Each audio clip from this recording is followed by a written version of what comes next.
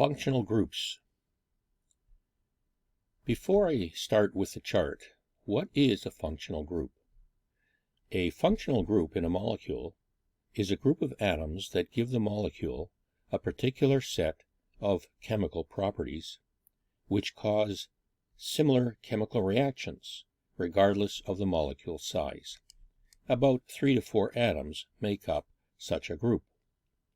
By chemical properties, we mean, for example, whether it makes the molecule flammable or how easily it allows the molecule to react with other materials.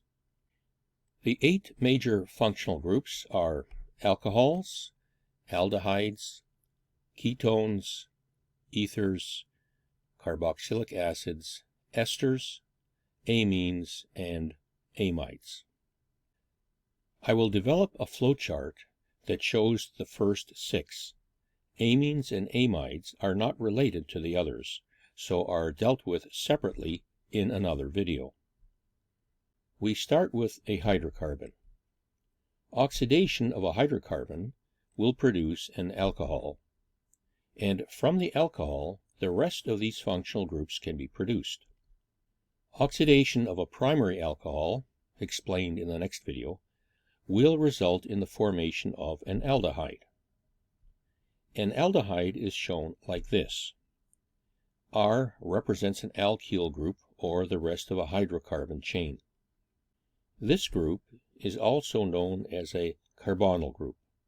This is a functional group that is common to other larger functional groups, as we will see. But it is more important to recognize this as the aldehyde functional group. Aldehydes are terminal groups. That is, an aldehyde group appears only at the end of a molecule or chain, never in the middle. The oxidation of a secondary alcohol produces a ketone, like this, which also contains the carbonyl group, but it lies within the alkyl groups. The alkyl groups R and R1 could be the same or different. The condensation of 2 alcohols results in the formation of an ether, which looks like this. Oxygen is connected to the carbon of alkyl groups on either side. The oxidation of an aldehyde, or a primary alcohol using stronger oxidation methods, will produce a carboxylic acid, which is represented like this. Here is the carbonyl group again. The hydrogen can separate itself from the oxygen atom to form a hydrogen ion. This creates an acid, but since this occurs only to a small fraction of the molecules, it therefore produces a very weak acid.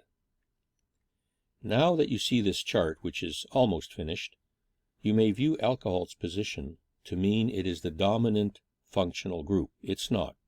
It's just that once an alcohol is produced, various oxidation and condensation reactions can produce the other groups, and this chart nicely shows how they are all connected. Going back to the chart, a reaction between a carboxylic acid and an alcohol will produce an ester that is represented like this. Note how the hydrogen of the acid is replaced by an alkyl group when an ester is produced. This then gives an overview of the first 6 functional groups and can serve as a succinct summary after you have studied them in detail. The next videos deal with the nomenclature, preparation, and reactions of these functional groups.